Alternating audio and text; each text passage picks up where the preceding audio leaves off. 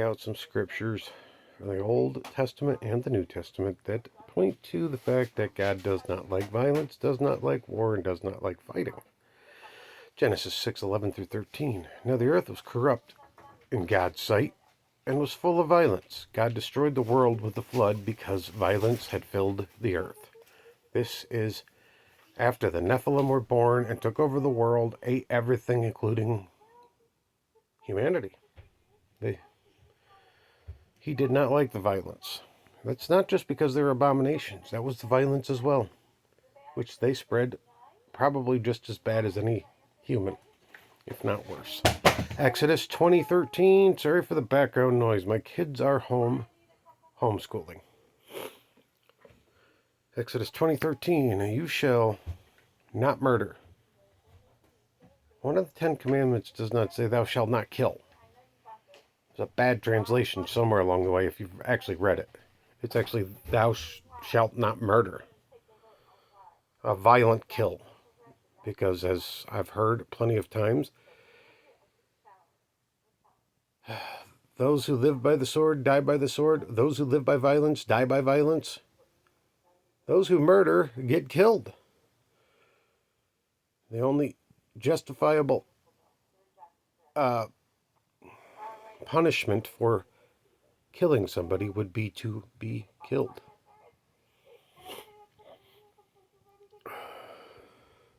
So one of the 10 Commandments directly condemns violent killing. Leviticus 19:18. Do not seek revenge or bear a grudge against anyone among your people, but love your neighbor as yourself. God points his people toward love, not retaliation. Psalm 11:5. The Lord examines the righteous, but the wicked, those who love violence, he hates with a passion. Psalm 34:14. Turn from evil and do good, seek peace and pursue it. Then there's Proverbs 3:31. Do not envy the violent or choose any of their ways. Proverbs 13:2. From the fruit of their lips, people enjoy good things, but the unfaithful have an appetite for violence. Isaiah 2:4. They will beat their swords into plowshares and their spears into pruning hooks. Nation will not take up sword against nation, nor will they train for war anymore. Isaiah 60:18.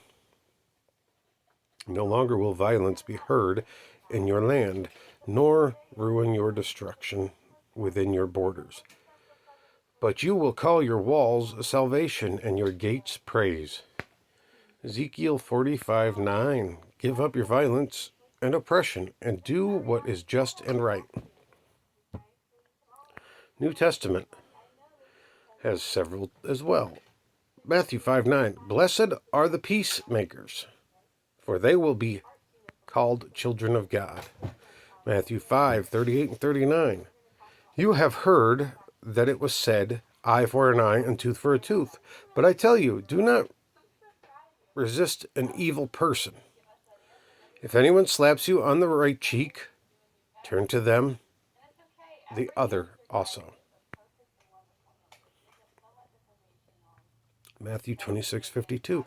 Put your sword back in its place, Jesus said to Peter. For all who draw the sword will die by the sword. Romans, that's actually in the garden when the soldiers come to take Jesus away just before crucifixion. Peter draws the sword. So he's told to put it away because if you live by the sword, you will die by the sword. If you use the sword in violence, violence will kill you. Romans 12:17 through 19. Do not repay anyone for evil. Do not take revenge, my dear friends, but leave room for God's wrath. Romans 14:19. Let us therefore make every effort to do what leads to peace and to mutual edification. 1 Corinthians 13:4 through 7. Love is patient, kind, not easily angered, keeps no record of wrongs. Violence doesn't fit within God's definition of love. Then there's Galatians 5:22 and 23. The fruit of the Spirit is love, joy, peace, patience, kindness, goodness, faithfulness, gentleness, and self-control. Violence is the opposite of Spirit-led life. You notice there is no violence in there. Doesn't say anything about anger in there, in the fruit of the Spirit. Colossians 3:8. But you must also rid yourselves of all such things as these: anger, rage, malice, slander, and filthy language from your lips. James 1:19 and 20. Everyone should be quick to listen, slow to speak, and slow to become angry, because human anger does not produce the righteousness that God desires. 1 Peter 3:9 through 11. Do not repay evil with evil, or insult with insult. On the contrary, repay evil with blessing. Seek peace and pursue it. Summary. I will summarize it with, across the scripture, God consistently rejects violence. He judges the earth for it in Genesis, Psalms. He calls his people to peace, like in Isaiah, Matthew. And Jesus does, when he walks the earth, he redefines true strength and meekness, or as meekness and forgiveness, in Matthew 5 and Matthew 26. And the Spirit produces peace, not violence. I mean, that's right here in Colossians 3:8. No, sorry. Galatians 5:22. The fruit of the Spirit is love, joy, peace. Peace is the opposite of war. It's not violence. Peace is not violence. So let's try to remember that. I mean, it's ingrained in us because years of sin, being taught by people of sin. And I'm not saying your parents and the generations before us were all completely immoral and evil, but we were, in fact, raised by a new types of generations into a new world where you see war on television, you see war on the streets. Everybody's quick to be angry and quick to yell and scream at each other, raise fists.